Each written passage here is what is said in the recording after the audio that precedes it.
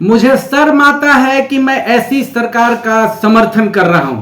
प्रशासन या तो आपराधिक घटनाओं पर लीपापोती कर रही है या कंट्रोल कर पाना उसके बस में नहीं है। ये मैं नहीं कह रहा हूं, ये लोक जनशक्ति पार्टी रामविलास के नेता चिराग पासवान कह रहे हैं। आजकल उनकी बहुत वैल्यू है। नमस्कार, मैं राजेश्वर जायसवाल हूं। आप द नीति देख रहे हैं। द नीति में एक बार फिर से आपका स्वागत है।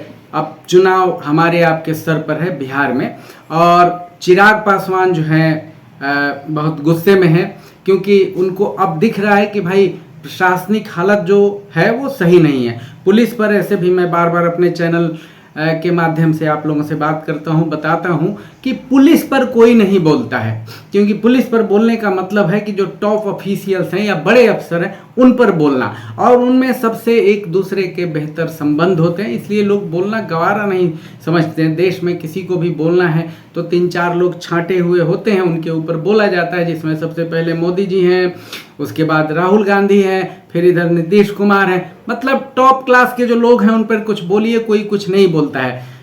असल में जिम्मेदार कौन है?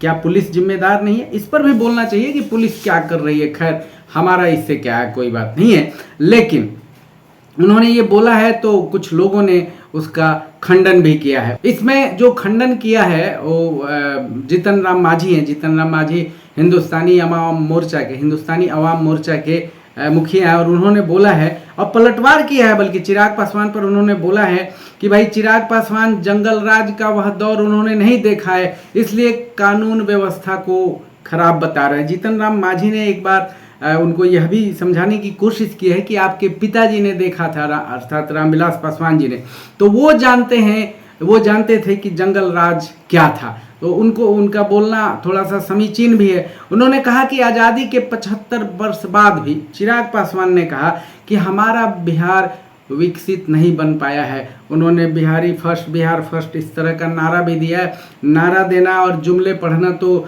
जो राजनीतिक दल हैं दोस्तों, उनका शगल होता है, उनकी आदत होती है। कई बार उसमें पकड़े भी जाते हैं तो बाद में लोग बोल देते हैं, जैसे कि हमारे प्रिय अमित शाह जी ने बोला था कि वो तो जुमला बोला था मोदी जी ने। 15-15 लाख वाली जो बात थी, आपको याद होगा। सब लोग बोलते हैं, लेकिन कुछ लोग शिद्दत से इन चीज़ों को लागू भी करते हैं। ऐसे चिराग पासवान का जो दर्द है वो समझा जा सकता है। उन्होंने ठीक बोला है, उनका कंसर्न जो है वो बुरा नहीं है। बिहार में प्रशासनिक हालत जो है और ख़ास करके कानून व्यवस्था की जो हालत है वो ठीक नहीं है। इसमें उन पर उंगली उठाने की कोई बात नहीं है। लेकिन एक बात जो मांझी जी ने है उन्होंने भी बोला है, और जदयू के लोगों ने भी बोला है। प्रवक्ताओं का काम होता है बोलना कि भाई आपके पार्टी में जो इस तरह के अच्छे लोग हैं, जो बहुत देवता किस्म के लोग हैं, उनको आपने रख रखा है, तो उनके विषय में भी कुछ बोलिए और उनको हटाइए। वैसे मैं ये बोलना चाहूँगा, उस समय तो चिराग पासवान जी ने राजनीति शुरू की थी 2014 में।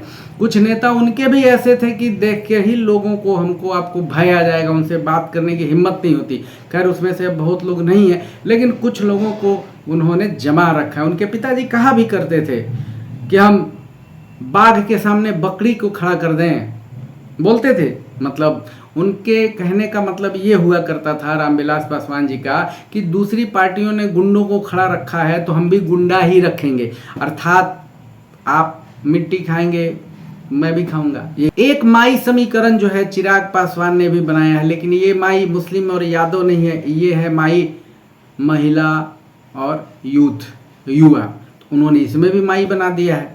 तो अब देखिए कि क्या क्या होता है, क्योंकि अभी बहुत सारे ड्रामेबाजियां जो है वो होंगी चुनाव तक। अभी तो चुनाव का घोषणा भी नहीं हुआ है, इलेक्शन कमीशन ने आचार संहिता भी नहीं लगाया है, ना ही डेट की घोषणा की है कि भाई कब से चुनाव होगा। ठीक है, तो जैसे जैसे टाइम नज़दीक आ रहा है वैसे वैसे इन लोगों की व्याकुलता बढ़ती जा रही है। हो सकता है चिराग पासवान बीच बीच में कई बार जनसुराज के जो प्रशांत किशोर हैं उनकी तारीफ कर चुके हैं, वो भी इनकी तारीफ कर चुके हैं। तो मुझे ये लगता है कि हो सकता है कि इन दोनों में कोई भविष्य की राजनीति को लेकर समझौता हो जाए, क्योंकि इतना तो तय है कि अभी भी चिराग पासवान के पास जनसुराज से ज़्यादा वोट होगा, उनको जो मिला हुआ है उससे ज़्यादा वोट होगा। पैन बिहार चिराग पासवान की फैन फॉलोइंग भी है, और उसके बाद जो विरासत में उनको मिल गया है 5% वोट, वो भी है और ये ठीक बात। तो उनके पास लालायित होने का कारण भी है कि भाई उनके पास आ सकते हैं, प्रशांत किशोर आ सकते हैं। लेकिन चिराग पासवान ने जब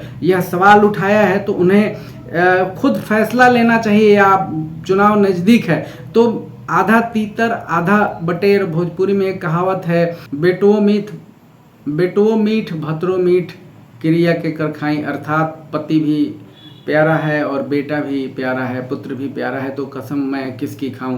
तो ऐसा है, तो उन्हें या तो छोड़ना चाहिए इस गठबंधन को, मतलब एनडीए को छोड़ना चाहिए, और या तो अकेले लड़ना चाहिए या दूसरा कोई गठबंधन बनाना चाहिए। हो सकता है कि कुछ चल रहा हो तो वो छोड़ के आना चाहिए और जम के प्रहार करना चाहिए। प्रहार करने लायक बिहार में बहुत कुछ है। इससे मुझे, नीति को और लोगों को, मतलब कोई बुरा नहीं लगेगा, किसी को भी बुरा नहीं लगेगा। ऐसा नहीं है कि सब कुछ साफ सुथरा है, बहुत कुछ साफ सुथरा नहीं है।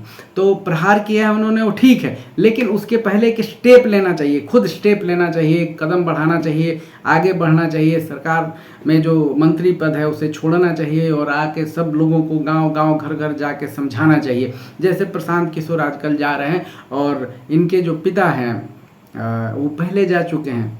70 के दशक में, 80 के दशक में खूब घूमते थे रामविलास पासवान जी, नीतीश जी और लालू जी, तब जाके वो लोग बहुत स्थापित हुए।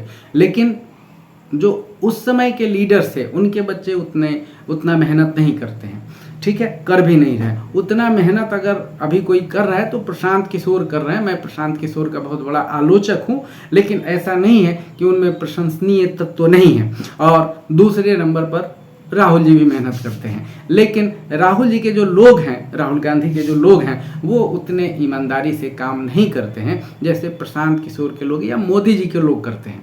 ये है, और बहुत कॉम्प्लेक्स सिचुएशन है दोस्तों, बिहार में नहीं भारत में पॉलिटिकल सिचुएशन जो है बहुत जटिल है। तो एक आदमी की आप 50 अगर आलोचना करते हैं तो हो सकता है 20-30 तत्व जो हैं उसके प्रशंसा के भाव में भी आपके अंदर से निकले।